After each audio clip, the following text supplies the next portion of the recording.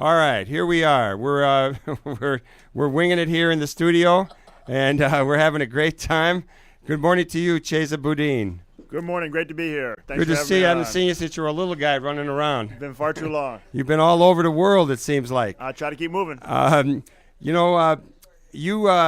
You last I had heard you were in Venezuela doing translations, and the next thing I know, I get a notice that you've got a new book coming out, and I've got it in my hand, and I got to admit that I got it yesterday. I went home last night. I stayed up till late reading it. I got up early this morning.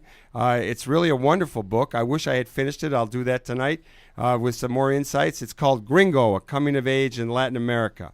And tell us a little bit about what you're trying to do with this book, Chesa. Well, thanks so much. I'm really glad to hear you couldn't put it down, and that it's a fun read. You know, it's traveling sometimes is uncomfortable, and a lot of time I spend on chicken buses and in sweaty lines and this and that. And the idea is that the reader can experience all that firsthand without having to necessarily pick up and go to some of these places. Although I will encourage people to get out and see the world when they get the chance. And this book really is a coming of age story. It's my own personal story, trying to make sense of my life and my role in the world as a U.S. citizen, in countries that have many less opportunities than we do, and with histories that are intertwined often with our own government's policies, but also looking at the dramatic shift to the left that the region as a whole has undergone during the last 10 years since I started traveling to Latin America.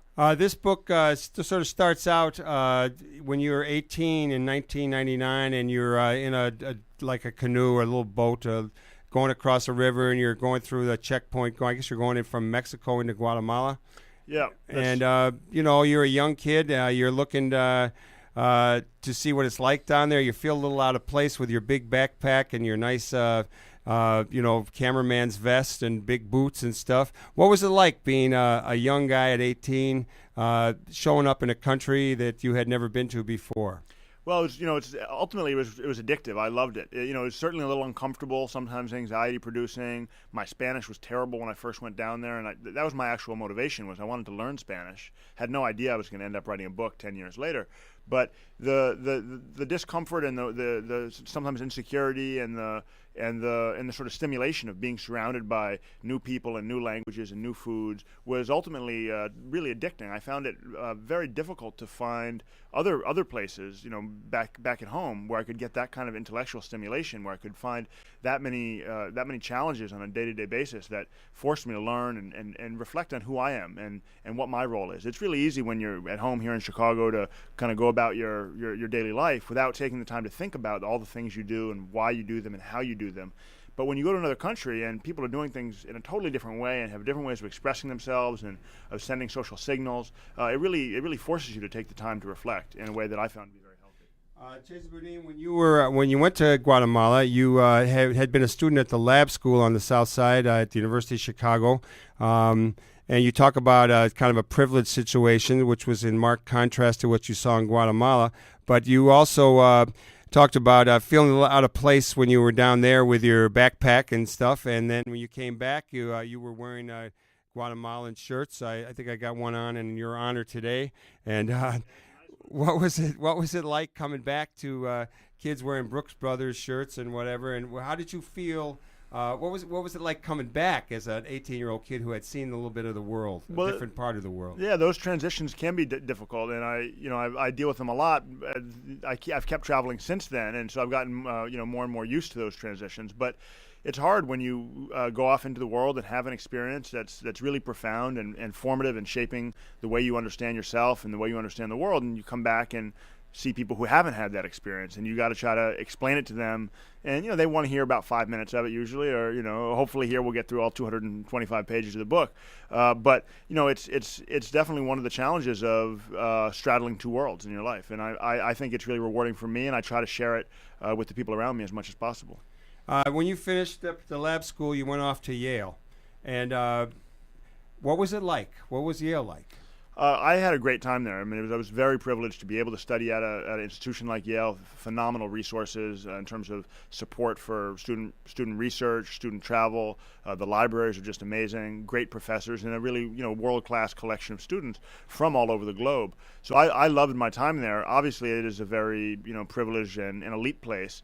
And so one of the challenges for me was engaging politically and maintaining my commitment to social justice and to Latin America in particular while a student at Yale. And I did that in a number of ways. I studied Latin American history. I did my junior year abroad at the University of Chile, which is the basis for a couple chapters in this book. And I did, a lot of work with community groups in New Haven, and I continue to do now. Actually, I'm back at Yale as a law student now, so I'm continuing to stay involved with the Latino community in the New Haven area. Well, Chile. You bring up Chile, and Chile is an important part of the book. It's an important part of our history in the Western Hemisphere and in the world. And tell us about that first day you showed up at university there to. It happened to be September 11th, and it was the anniversary of one event and the first day of another event. Tell us a little bit about that, and the contradictions that you felt, and how you deal with that today. Well, I was studying abroad on a Rotary International Ambassadorial Scholarship at the University of Chile, and I headed off to class on the morning of September 11th, and I assumed it was going to be a regular day of classes. And when I showed up at my campus in Santiago, I found the students were protesting, and there were tires burning in the big avenue in front of campus. The police were there with water tanks and shooting Molotov cocktails, and rocks came flying by my face. And the students had organized tactics to try to keep the police out of the campus area. And I realized that they were protesting because September 11th, 1973 was when Pinochet took power in a violent, bloody military coup that overthrew the democratically elected government of Salvador Allende. And Pinochet's regime held on to power and tortured and exiled millions of Chileans on the left over the next 17 years. And I had no idea, of course, what was happening in New York and Washington at the same exact moment that I was trying to avoid the tear gas and the Molotov cocktails. I was just, in my first experience being tear gassed, I could barely come to terms with what was happening around me. And then I get a phone call from my mom here in Chicago. And I was excited to tell her what was going on around me. And, of course, she had news that was much more serious, and it turned out. Well, you had a professor. It turns out he's a progressive, and he was, I think, your professor there. And he kind of used you as an example in the classroom to let other people know. I guess the message would be that just because you're from the imperialist power doesn't mean that you're the bad guy. Yeah. Tell us about that experience. Well, he was a professor. He was a great professor, a really prolific writer and scholar. His name is Luis Vitale. He still teaches at the University of Chile, and he's a phenomenal person who's taught at universities in 6 different countries. I was very lucky to have classes of Latin American history with him. He himself was tortured by the Pinochet regime and only escaped thanks to his international networks because of his scholarly work. He then came back after the Pinochet regime was out of power to a democratic Chile and began teaching again at the Universidad de Chile, where I was. And on the day after September 11th, when the protests were over and classes were in and all the students were trying to figure out how to make sense of the shared history they now had with the United States on September 11th, the CIA-sponsored coup in 1973 and now the terrible tragedy that occurred on September 11th, 2001. And they came to class and they wanted to know what the professor thought. And he gave us a lecture that was really very profound, and which I recount in the second chapter of my new book, Gringo.